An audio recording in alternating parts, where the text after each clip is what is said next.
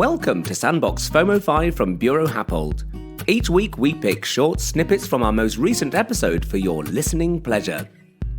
These quick listens could be valuable insights, thought-provoking elements, or even practical advice that will no doubt enrich your life and knowledge. Sandbox brings together curious individuals interested in a specific topic to discuss, dissect, and interrogate it. The style is conversational, with experts from Buro Happold and invited external guests who will add another angle to the narrative. Listeners are encouraged to gather around our podcast so that we can explore the latest advances in various fields and expand our collective horizons. Sometimes we'll tackle a subject head-on, sometimes a sideways view, but always with curiosity, expertise, and who knows, maybe even a dash of humour.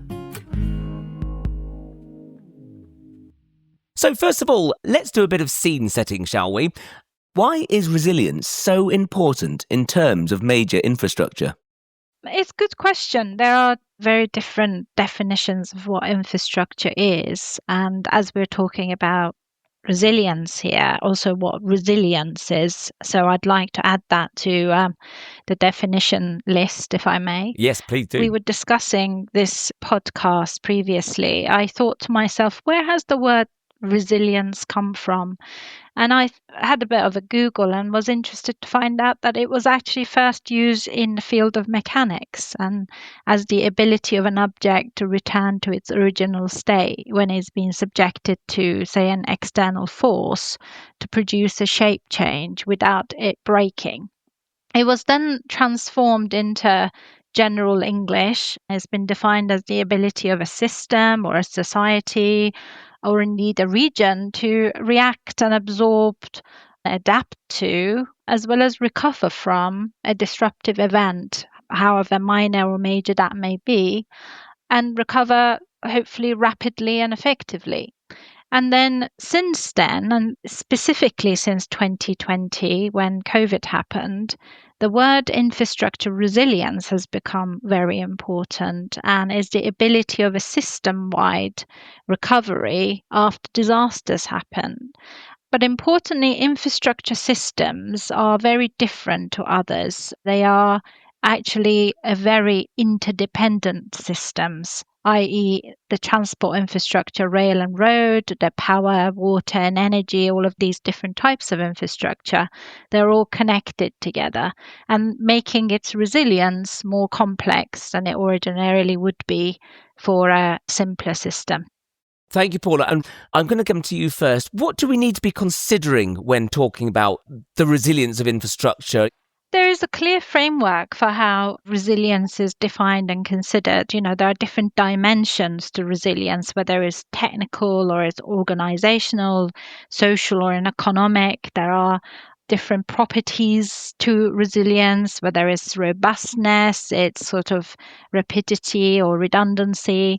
There's also outcomes that we seek from infrastructure resilience, where there are clear outcomes that governments seek, and that is to make infrastructure more reliable and able to have faster recovery. I gave you the example of the overhead power lines and rail.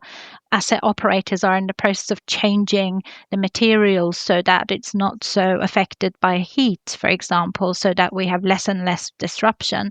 But ultimately, we just want to reduce the consequences of any kind of disruption on infrastructure. And by thinking through all of these different dimensions and aspects, we'll be able to identify our priorities. And by integrating it, I talked about interdependency in infrastructure. So if you want your railways to run properly, you need to have the power, you need to take account of utilities and drainage to make sure that it's not flooded. And I think that enables us to prioritize how we would tackle better, more resilient and green infrastructure. And the first step I would take to that is be more specific in our policy, in our government policy, to take action. And we've recently gained an organization called NISTA, which is responsible for making sure that the 10-year infrastructure strategy is being delivered and holding everybody accountable for that. And I believe they play a big role in adding that infrastructure resilience piece in, because without it, we can't meet climate related issues, actually our action towards climate change will be hampered by inaction towards the resilience piece. And there's huge evidence for this. Yeah. I've got a couple of questions for you on the back of that, actually, Paula. For a start, are you able to summarise in a nutshell the desired outcomes of the 10-year infrastructure strategy? What's its overarching ambition? I think overarching ambition is to achieve value for money and create a thriving economy aligned to the government's missions have been announced. And I think we've made really good inroads for that. And the reason why I mentioned NISTA is that they're responsible for the infrastructure side of that. But I think the 10-year infrastructure strategy needs to balance its investment in different pots. So a lot of that is going to be to do with intervention to renew the asset, to make sure that the asset is fit for purpose, if you like. Another one is around becoming future focused. So, for example, we're talking about driverless cars. We're talking about, in the interim, we're talking about more and more electric cars. Have we got an infrastructure? We've got enough charge points on our motorway to enable more electric cars to be driven by people. People talk about range anxiety, getting over what public perceive as blockers to them moving to the next chapter, if you like.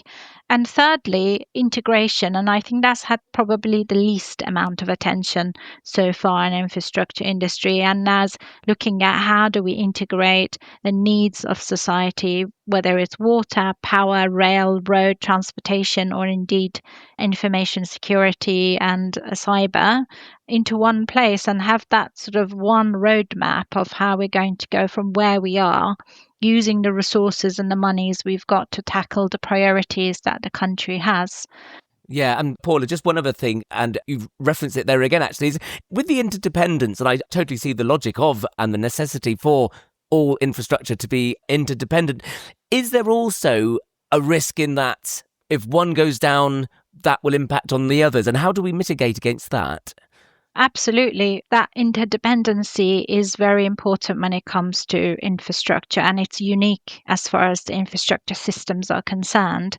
And without that assurance, we're not going to achieve those outcomes of better reliability, faster recovery, and lower consequences. If we want those outcomes and benefits from more resilient infrastructure, we do have to achieve that more integrated thinking and integrated delivery where we invest. So rather than just think about road or rail, think about connectivity and how do we actually go from A to B, or how do we assure different routes from A to B in a situation of a disaster, in a situation of a flood risk or a power cut, etc.